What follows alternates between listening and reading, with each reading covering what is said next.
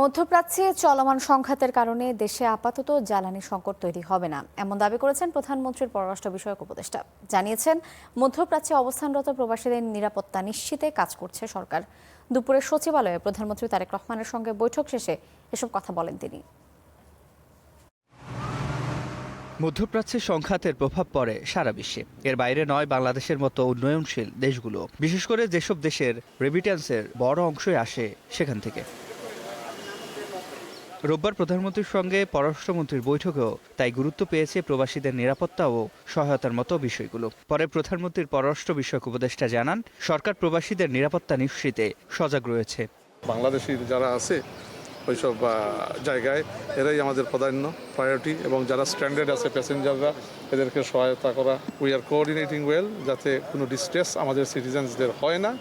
আপনার দেশের ভিতরে যারা স্ট্যান্ডার্ড আছেন অথবা যারা বিদেশে কোনোভাবে কোনো দুশ্চিন্তায় আছেন এই মধ্যপ্রাচ্যের এই কারেন্ট সিচুয়েশনে। তাই এলো ইনোভার, যেন আপনি লাইফে থাকেন রেডি প্রতিদিন। Innova, designed for now. সাংবাদিকদের এক প্রশ্নের জবাবে তিনি আরও জানান, মধ্যপ্রাচ্যের সাম্প্রতিক অস্থিরতায় দেশের আপাতত জ্বালানি সংকট হবে না।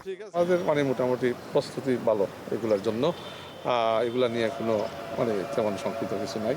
স্টক আছে বা আছে, এটা নিয়ে কোনো তেমন অসুবিধা হবে না।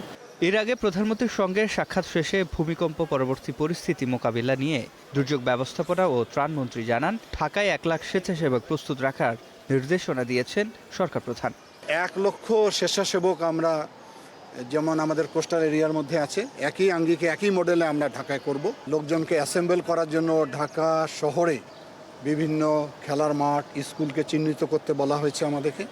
এছাড়া দুর্যোগ পরিস্থিতি মোকাবিলায় করণীয় ঠিক করতে 11 মার্চ বৈঠক হওয়ার কথা রয়েছে বলেও জানান মন্ত্রী।